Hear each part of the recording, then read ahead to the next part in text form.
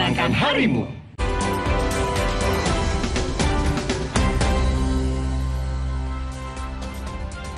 Saudara, terima kasih Anda masih bersama kami di Sapa Indonesia Pagi.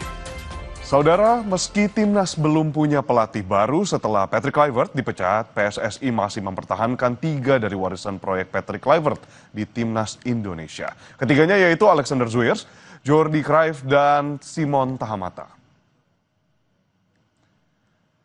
Zwiers merupakan Direktur Teknik PSSI. Jordi Cruijff menjabat sebagai penasihat teknis timnas Indonesia, sementara Simon Tahamata masih menjadi kepala pemandu bakat PSSI. Ketua Umum PSSI Erick Thohir menyebut ketiga nama yang bertahan merupakan sosok penting dalam struktur teknis timnas untuk masa depan.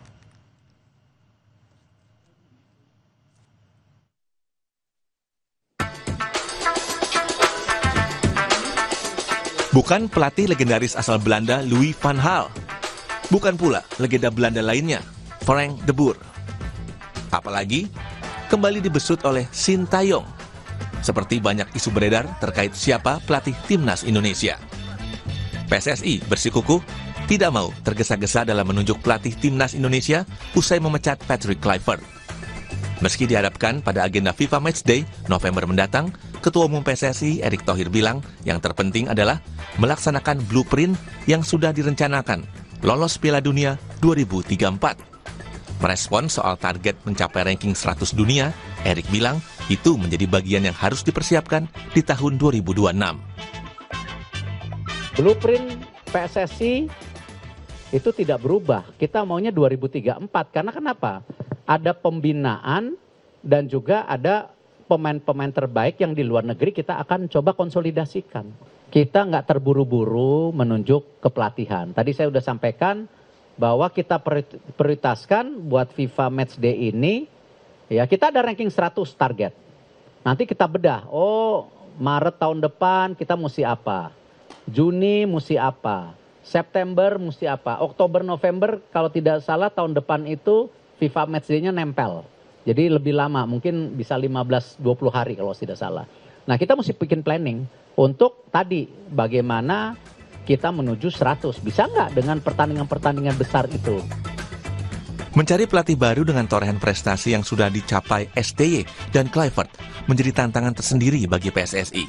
Standar tinggi kualitas pelatih di tengah materi pemain yang mumpuni menjadi harga mati. Direktur Teknik PSSI Alexander Zwiers bilang, dalam jangka pendek, karena ada persiapan Piala AFF 2026, maka calon pelatih timnas harus memiliki rekam jejak yang bagus, serta komunikasi yang baik, mampu terhubung dengan komunitas, fans, dan karakter timnas Indonesia. But also at the short term, we have the AFC Cup, so it need to be also a coach who has a proven track record to perform well on the short term, but also a head coach who can connect with the community, who can connect with the fans, with the identity where we are standing for. So there are some basic pillars where we are working on, but we are still in depth about the KPIs exactly. Sementara analis sepak bola Wesley Hutagalung mengingatkan PSSI untuk menegaskan kembali konsep sepak bola Indonesia. Kata Wesley, yang saat ini dibutuhkan adalah konsep mengenal filosofi sepak bola Indonesia dengan sistem yang berkelanjutan. Yang kita butuhkan adalah konsep mengenal sepak bola kita, dan itu diturunkan dari direktur teknik, mengenal sepak bola kita, karakter seperti apa. Nah, kalau pemain timnas kita memang banyaknya dari Eropa sana, dari diaspora, apakah itu menjadi kerangka untuk program jangka panjang? Mari dibahas. Apakah itu program jangka pendek yang kemudian untuk menarik perhatian supaya sepak bola kita bergulir, supaya sepak bola kita berkembang, karena ini jangka pendek ya. Jangan sampai program diaspora ini jangka pendek yang menjadi jangka panjang. Sepak bola bagi Indonesia bukan hanya cabang olahraga semata. Lebih dari itu, sepak bola sudah menjadi bagian dari semangat, cinta, dan persatuan. PSSI sebagai induk sepak bola tanah air diharapkan mampu membawa timnas Indonesia terbang tinggi di kancah dunia. Tim Liputan Kompas TV.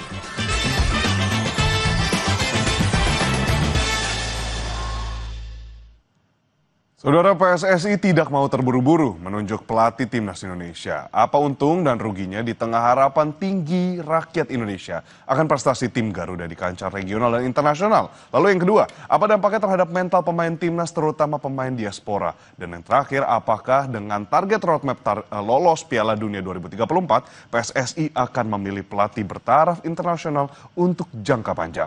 Kita akan bahas dan ulas lebih dalam bersama penasihat klub Semen Padang. Di sini sudah bersama dengan Bang Andre Rosiade dan analis sepak bola Bang Wesley Hutagalo. Selamat pagi Bang Andre, Bung Wesley. Sehat-sehat terus ya ini ya. Selamat pagi Edwin. Terima kasih sebelumnya sudah mau gabung di Sapa Indonesia Pagi. Nanti malam kita ketemu di lapangan Bang Wesley. Mantap, ini habis ketemu nih ya berarti. Kalau bisa sih, belum ya, ketemu. belum ketemu. Oke, siap. Belum ketemu, ntar malam. Ini baru sampai Bang Andre. Ini baru. Bang Andre, kita langsung Ya. bahas Bang. Timnas belum punya Ya. pelatih. Dengan alasan PSSI ingin fokus jangka panjang. Ini lebih banyak dampak positif atau negatif ya sebenarnya Bang? Ya, sekali lagi, ini tekanan kepada PSSI kan begitu luar biasa ya. Masyarakat begitu kecewa terhadap kinerja PSSI dan pelatih Tarkam pilihannya Patrick Kluivert dan kawan-kawan ya, yang menyebabkan kegagalan Indonesia lolos ke Piala Dunia 2026. Untuk itu tentu sebenarnya yang perlu dilakukan PSSI segera menggelar rapat evaluasi terhadap kegagalan kita di timnas. Saya belum mengerti ya kapan sampai sekarang PSSI Exco 15 Exco mengundang BTN dan juga manajer timnas untuk melaporkan secara resmi. Nah, ini kan sampai sekarang kan belum ada itu rapat itu. Nah, karena ini kan perlu dievaluasi. Apa penyebabnya? Kenapa waktu di round 3 sebelum Sintayong diganti, kita itu hanya ketinggalan 1 poin dengan Australia. Kemungkinan kita lolos langsung di round 3 itu bisa. Tapi federasi mengambil keputusan dengan mengangkat Patrick Kluivert, ya, yang menyebabkan akhirnya berujung kegagalan kita. Nah, ini kan perlu dievaluasi. Bagaimana membandingkan kinerja dan kapasitasnya Sintayong dan kawan-kawan dengan Patrick Kluivert dan kawan-kawan. Bagaimana ke depannya? Ini kan perlu evaluasi. Nah, evaluasi ini kita belum pernah dengar dilakukan PSSI atau tidak, gitu loh.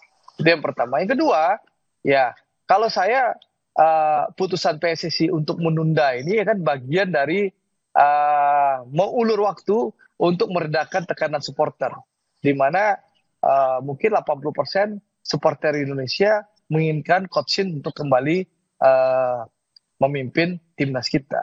Di satu sisi lain, Pak Erik sebagai ketua umum kan menolak. Bagian orang yang menolak Coach Shin untuk kembali ke timnas kita buka-bukaan saja. Memang Pak Erik menolak Coach Shin. Saya nggak tahu Pak Erik mungkin masih mau Belanda lagi atau tidak. Itu terserah Pak Erik, itu kan haknya. Tapi tentu sekali lagi berdasarkan pasal 43 ayat 1 huruf L Statuta PSSI, ya keputusan itu diambil oleh Exco berdasarkan mendengarkan usulan, masukan oleh komite teknis maupun direktur teknis. Tapi itu usulan ya. Jadi usulan direktur teknis itu bisa dipakai, bisa tidak oleh Exco. Itu harus dipahami. Jadi usulan Alexander Zwiers itu bukan segala-galanya. Karena dia sifatnya rekomendasi atau usulan. Sedangkan pengambilan keputusan itu ada di tangan Exco, bukan di tangan direktur teknis. Tapi kalau kita mendengar pernyataan Alexander Zwiers sebagai direktur teknik, bahwa pelatih yang dipilih punya rekam jejak, lalu CV-nya bagus, lalu bisa dekat dengan fans, ya pasti tentu pelatih yang harus dipilih nanti harus bisa berdomisili lebih lama di Indonesia. Jangan seperti Patrick Kluivert, seperti pelatih Tarkam, datang di saat mau pertandingan, serta pertandingan pulang. Jadi tidak, akhirnya apa yang terjadi? Dia tidak paham sepak bola Indonesia dan kemauan supporter Indonesia.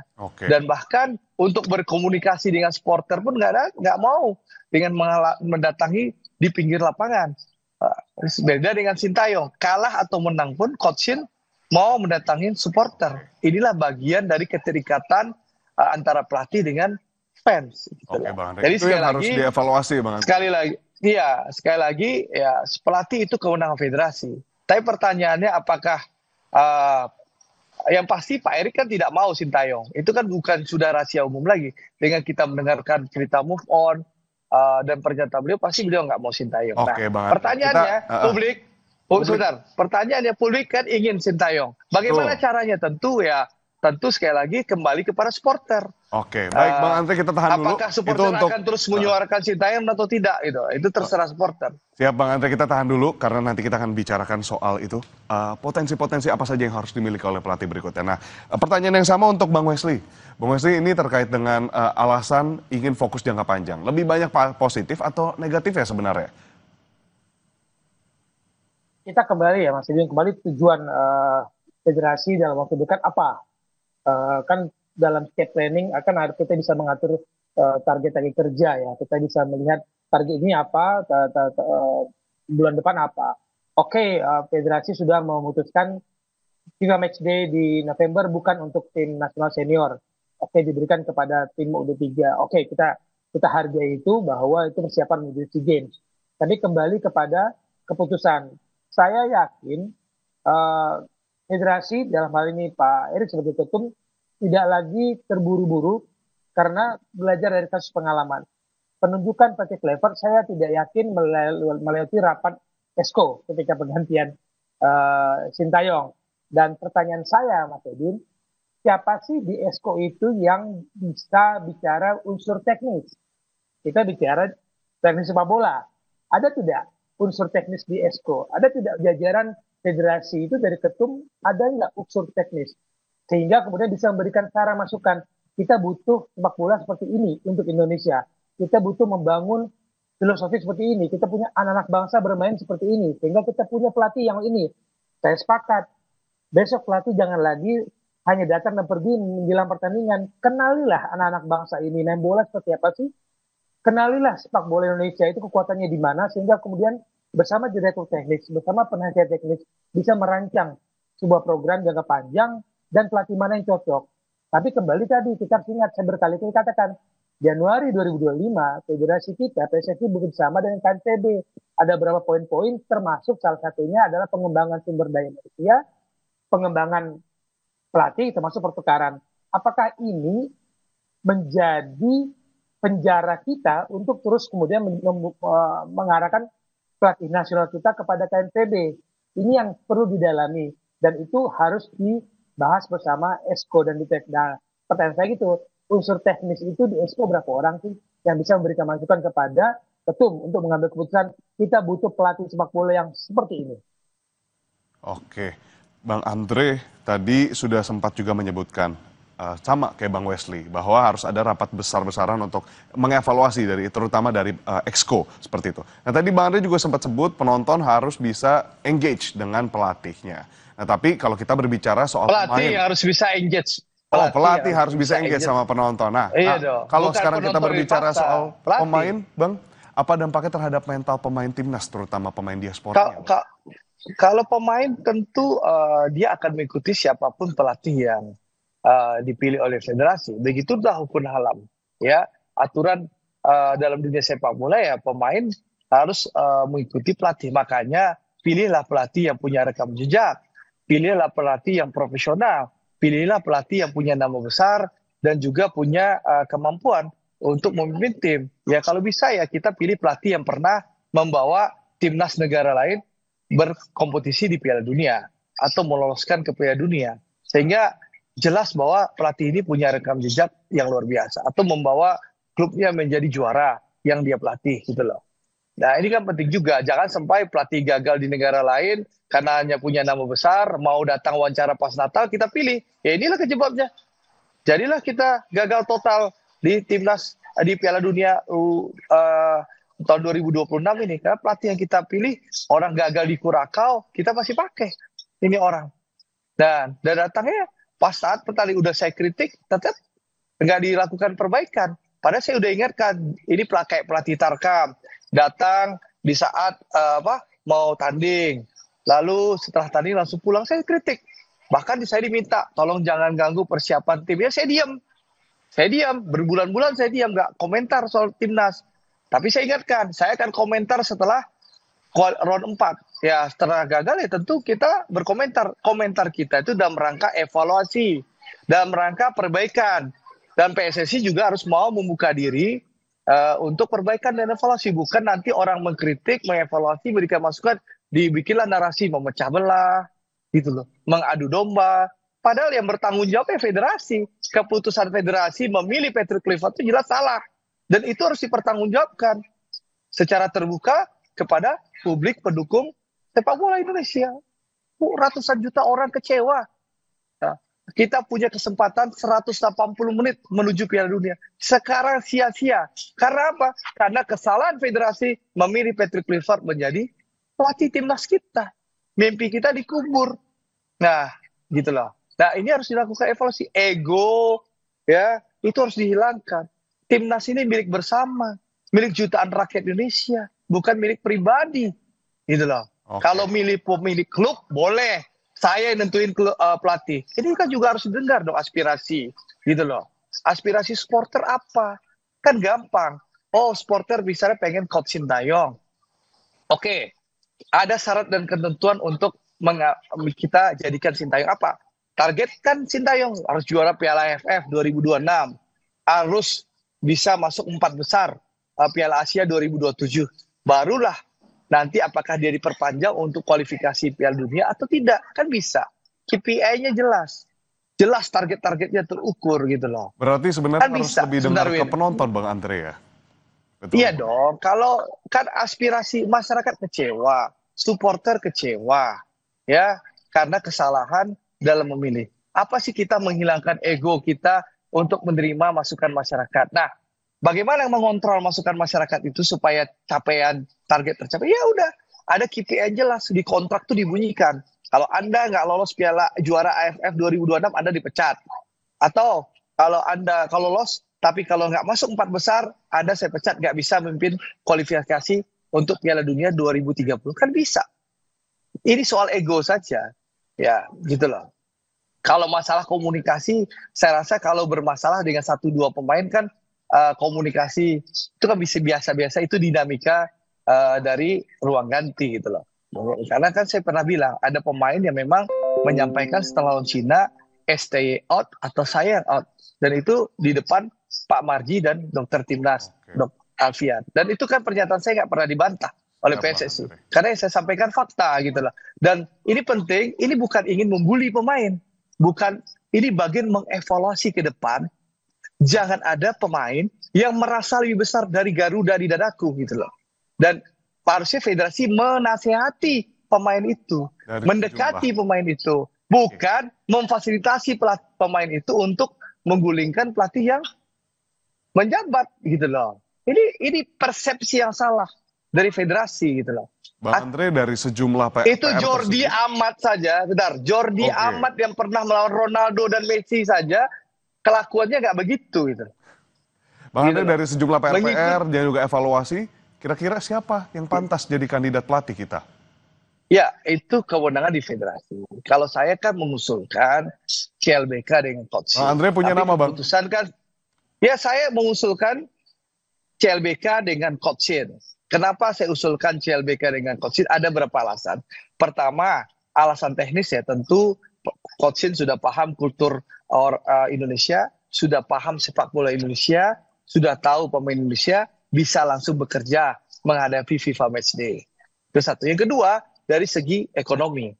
Kenapa saya bilang ekonomi ini penting? Karena sejak Pak Erik jadi Menpora, otomatis dukungan APBN kepada PSSI terputus. Karena apa? Karena tidak mungkin APBN itu dari Menpora Erick Thohir diterima oleh Ketua Umum PSSI Erick Thohir. Jadi kalau tahun 2025 kita masih bisa menikmati kucuran APBN, 2026 nanti tidak bisa karena Menporanya adalah Ketua Umum PSSI. Untuk itu kita harus melakukan efisiensi. Nah, caranya gampang. Kita ini kan masih bayar kompensasi sama Coach Sintayong. Nah, kenapa? Kalau kita pilih Coach Sintayong, pertama uang sign-in fee itu hilang. Ya, yang kedua, kompensasi ini kan bisa dikonversi sebagai pembayaran gaji Coach Shin. Nah, tinggal kita bikin yang namanya target-target yang jelas dan terukur, dibunyikan dalam kontrak. Kalau Sintayong gagal juara Piala AFF 2026, dipecat. Kalau lolos juara, tapi akan dievaluasi di 2027 Piala Asia. Kalau nggak lolos 4 besar berarti beliau dipecat, nggak bisa mimpin kualifikasi Indonesia di Bang Piala Andre. Dunia 2030. Itu kan lebih fair, Yes. lebih objektif. Jadi itu pola Daripada pikirnya ego, memang harus dipikirkan secara Iya. ujung ke ujung gitu ya. Bang Andre, tapi kita tahan dulu, kita ke Bung Wesley. Ego, Bung Wesley, asal jangan bukan Sintayong gitu loh. Oke, Bung Gitu Wesley, kalau dari pendapat Bung Wesley tadi mendengar Bang Andre juga di sini, sebenarnya siapa kira-kira yang sosok yang pantas jadi kandidat pelatih kita? Dan tadi mempengaruhi mental, juga mempengaruhi kinerja di lapangan, etos bermain di lapangan seperti apa, Bang Wesley? Ya, Mas Edin, kan kita kerja harusnya target. Tadi Bang Andre sudah katakan KPI-nya apa? Karena ukuran pelatih tim senior itu ukurannya adalah hasil, bukan pembinaan.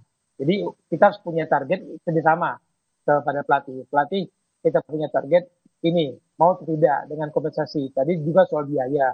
Kalau kita ngikutin maunya netizen, itu biaya pelatih-pelatih yang mereka sebut itu mahal sekali. Kalau misalkan Erik ten Hag disebut-sebut, Ten Hag itu 16,6 miliar per bulan di sana di Inggris. Mark van Bommel disebut itu 12 miliar per bulan, Mas Edwin. Kita punya uang itu apa enggak? Jadi disesuaikan target dengan kemampuan kita. Lalu soal Sintayong, sebenarnya apa sih persoalan federasi dengan Sintayong kan tidak pernah tahu kita. Itu kan keputusan yang disampaikan hanya soal komunikasi-komunikasi. Saya yakin 100% ada masalah lain yang kita tidak pernah diberitahu sehingga dikorbankanlah sebuah proses jangka panjang pembangunan sepak bola dengan melepas Sintayong. Nah, kemudian cocok-cocok logi lagi, pelatihnya seperti apa, kita punya filosofi seperti apa, apakah kerangka tim nasional kita ini total mutlak berdasarkan pemain diaspora, carilah pelatih yang bisa mengakomodir itu. Apakah kita punya kerangka untuk sepak bola nasional berdasarkan pemain seperti apa di Liga Indonesia, carilah pelatih yang seperti itu. Tapi sekali lagi tadi Bang Andre sudah menyebut ukurannya ini Mas Edin, mampu nggak kita punya uang nggak untuk membayar pelatih dengan nama besar, dengan pengalaman besar.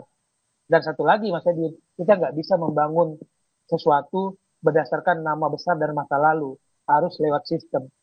Mau nggak pelatih kita itu ngikut sistem yang kita bangun? Jangan sampai dia bangun sistem sendiri, federasi bangun sistem sendiri. Sampai di ujung-ujung SSB di pelosok sana nggak tahu sistem mana yang mau dipakai. Sehingga anak-anak kita kehilangan mimpi untuk bermain membela tim nasional. Kenapa? Nggak nyambung sistemnya, nggak nyambung programnya. Ini yang perlu kita selaraskan. Direktur teknik dengan federasi, dengan ESCO, ayo berbicara, cari pelatih, bikin program dan berkesinambungan. Saya tidak mau menyebut nama, karena nggak tahu isi otaknya federasi apa. Orang ESCO, unsur teknisnya siapa, dan kemudian memberikan masukan apa kepada ketum. Jangan one man show ngambil keputusan. Libatkanlah ESCO, libatkanlah kita sudah meng-hire direktur teknis, penasihat teknis, kita melibatkan Om Simon sebagai pemandu bakat, ya itu harus menjadi keputusan bersama, bukan keputusan ketum. Siap Bang Wesley, tidak menyebut nama, tapi apakah dari Belanda lagi atau seperti apa Bang Wesley? Kita lihat lagi, apa isi perjanjian PSSI dan KNPB, karena saya melihat ada perjanjian soal kerjasama pelatih. Jangan-jangan kemarin itu Bang Andre, PSSI nanya KNPB, kasih saya pelatih dong, yang disodorin ya itu, karena itu yang mau. Jangan-jangan bukan dicari, tapi disodorkan oleh KNPB karena ada kerjasama. Itu yang kita nggak tahu. Oke. Bang, ini terkait dengan melanjutkan masih ke Bang Wesley dan juga Bang Andre. Bang Wesley boleh mulai duluan untuk FIFA Matchday di November mendatang. Itu dekat sekali. Dan ada rencana bahwa timnas U23 yang akan nantinya maju ke FIFA Matchday. Nah ini seperti apa sebenarnya nanti akan mempengaruhi pemain dan juga semacam persiapan timnas kita di FIFA Matchday nanti? Saya izin memakai aspek dari psikologi. Jadi saat ini yang dibutuhkan pemain tim nasional kita adalah meredam situasi kegagalan, kekecewaan yang luar biasa itu. Kalau tim nasional senior dipaksakan berlaga di November demi peringkat tanpa pelatih yang jelas, tanpa program persiapan, hasil buruk itu akan menjatuhkan kembali mental. Bagi saya adalah lebih baik bagi federasi memberikan kesempatan untuk kepada Coach Indra Safri mempersiapkan timnya di mengambil FIFA Matchday, tapi biarlah tim nasional kita mengobati kekecewaan kegagalan menuju Piala Dunia itu dengan untuk pertama kali mengejar gelar juara AFF dengan persiapan yang jauh lebih matang. Biarlah pemain senior kita mentalnya di cooling down dulu setelah kegagalan itu. Ya bayangkan Mas Edin kalau gagal juga misalnya di di pertandingan 2 kali ke matchday hasilnya buruk karena pelatihnya belum ada atau persiapannya nggak matang. Bukankah itu pukulan bertubi-tubi lagi? Dan mendatangkan pemain diaspora dari luar negeri untuk pertandingan uji coba, anggaplah dalam negeri, itu biaya nggak sedikit. Nggak ada yang gratis itu, Mas Adin.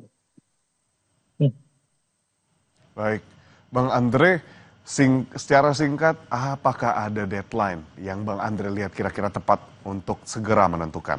Deadline-nya bagaimana, Bang, untuk PSSI? Ya, kalau saya sih berharap kalau deadline sih nggak ada ya. Karena kalau PSSI kan sudah memutuskan memberikan kesempatan FIFA Matchday ini sebagai ajang uji coba timnya Coach Indra Safri untuk persiapan SEA Games ya. Kita akan tanding SEA Games bulan Desember di Thailand. Sebelum masuk ke deadline, saya ingin menyampaikan, saya berharap kita mendukung timnas yang dipimpin oleh Coach Indra itu dengan sepenuh hati. Jangan juga PSSI bilang mendukung. Tapi di satu sisi Ketua Umum mengeluarkan pernyataan yang membuat Coach Indra jadi sorotan dengan menyatakan ada masalah antara komunikasi antara hubungan Coach dengan Coach Indra yang menyebabkan tentu akan ada tekanan kepada Coach Indra dalam mempersiapkan timnas. Itu harus berhati-hati juga pernyataan federasi. Di satu sisi menyatakan ingin mendukung Coach Indra, tapi di satu sisi menjadikan Coach Indra salah satu sasaran tembak terhadap dipecatnya Coach Shin di saat Coach Indra mempersiapkan timnas U22 kita di SEA Games 2025 di Thailand. Ini menurut saya pernyataan tidak bijak gitu loh. Jangan kita lagi jadi sasaran tembak, kita alihkan sasaran tembak kepada orang lain gitu loh. Ketua Umum terus pasang badan gitu loh. Karena resiko memilih Patrick Kluivert ya pilihan Ketua Umum kan.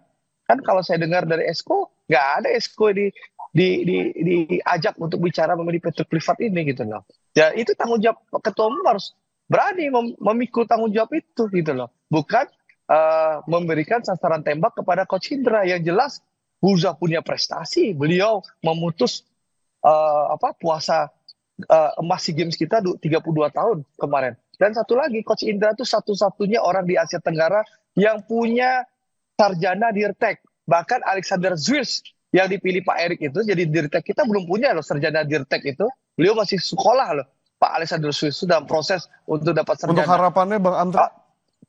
Harapan saya tentu pilihlah secara rasional dan objektif dan dengarkan aspirasi mayoritas supporter. Bukan karena ego, saya ketua umum, saya pimpinan, harus saya milih. Dengarkanlah suara supporter Indonesia. Nggak mungkin supporter menjorokkan dengan mengusulkan pelatih yang tidak mampu. Supporter milih Coach Shin karena mereka melihat rekam jejak Coach Sintayong. Harapan saya, ego dan kepentingan pribadi dikubur dulu, dengarkanlah kepentingan mayoritas rakyat Indonesia. Oke, Bang Andre, Bang Wesley, terima kasih banyak atas waktunya. Bukan milik pribadi. Pastinya durasi yang pendek ini semoga bisa menjadi pembangunan juga, saran-saran yang membangun untuk PSSI. Terima kasih banyak Bang Andre Rosiade selaku penasihat klub Semen Padang, dan juga di sini sudah ada Bung Wesley Huta Galung selaku analis sepak bola. Terima kasih Abang Andre dan Bung Wesley. Sehat-sehat selalu. Saudara, kita ke informasi berikutnya. Nanti usai jeda, Presiden Prabowo Subianto bertolak ke Kuala Lumpur, Malaysia untuk menghadiri KTT ASEAN. Sejumlah isu akan dibahas, diantaranya pemanfaatan energi nuklir untuk tujuan damai, serta posisi ASEAN terhadap konflik di